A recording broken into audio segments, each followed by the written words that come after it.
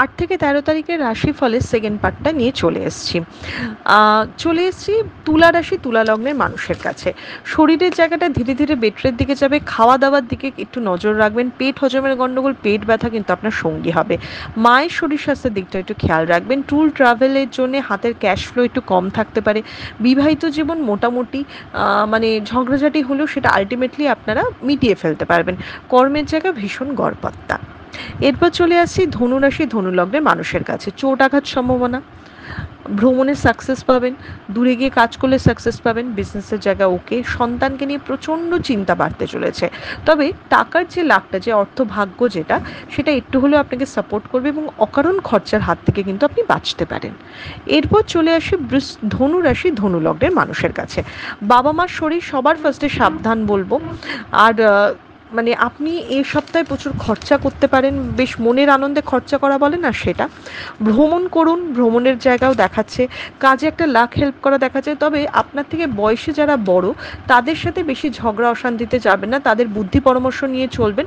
অনেক সময় তাদের থেকে কিন্তু আপনি হেল্প পাবেন না, উল্টে শত্রুতা পাবেন, স্পেশালি কর্মক্ষেত্রে সিনিয়র কলিগদের কাছ থেকে। এরপর চলে আসি মকর রাশি মকর লগ্নের মানুষের কাছে। এই পুজোটা কিন্তু একটু প্রেশার বা টেনশনে যেতে পারে, ফালতু ঝামেলায় জড়িয়ে পড়তে পারেন। মানে কোনো কারণে বেকারণে আপনার দিকে আঙ্গুল উঠলো, হয়তো মানে অন্য কেউ আপনার সাথে অন্যায় করলো কিন্তু দোষটা আপনিই পেলেন, বা অন্য কারোর সাথে অন্য কারোর ঝামেলা হলো, মাঝখান থেকে আপনি আটকে গেলেন। তো ফালতু ঝামেলা থেকে দূরে যান। কম টাকা যেখানে খরচা হয় সেইভাবে চলার চেষ্টা করুন। অনেক ফালতু খরচ দেখাচ্ছে। ছোটোখাটো ভ্রমণ ঠিক আছে, দূরের ট্যুর ট্রাভেল কিন্তু একটু সাবধানে করতে হবে, চুরি যাওয়ার ভয় থাকবে। এরপর চলে আসি কুম্ভ রাশি কুম্ভ লগ্নের মানুষের কাছে।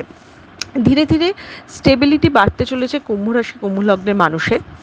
স্টেবিলিটির জায়গাটা ভালো দেখাচ্ছে, কর্মের জায়গাটা মোটামুটি স্টেবল দেখাচ্ছে। শরীরও যারা অসুস্থতায় ভুগছে একটু বেটার হবে। বাবা মা বা আপনার থেকে বয়সে বড় যারা, তাদের নিয়ে একটু চিন্তা থাকবে। টাকা খরচা বেশি হলেও সেটা নিজের ভালো কাজ, মানে বাজে খরচা হবে না, ঠিকঠাক কাজেই আপনাদের খরচা হবে। তো বিজনেসের জায়গা মোটামুটি সোসো, চাকুরিজীবীদের জায়গাটা বরঞ্চ বলবো একটু বেটার।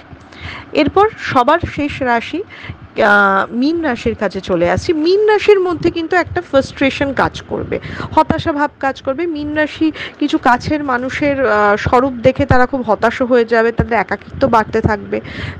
ট্যুর ট্রাভেল করা, ভ্রমণ করা ভালো। কাজে যে কোনো কাজে সাকসেস পেতে একটু লেট হবে, কিন্তু হবে কাজে সাকসেস, এরকম নয় কিন্তু একদমই হবে না। কিন্তু আপনি এক্সপেক্টেড রেজাল্ট না পেলেও কিছু রেজাল্ট আপনি অবশ্যই পাবেন, তাই বাধা পেলে কিন্তু আপনি হতাশ হয়ে থামবেন না।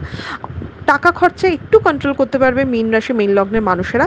সন্তানকে নিয়ে একটু চিন্তা থাকতে পারে, সন্তানের সমস্ত দিকে একটু লক্ষ্য রাখবেন।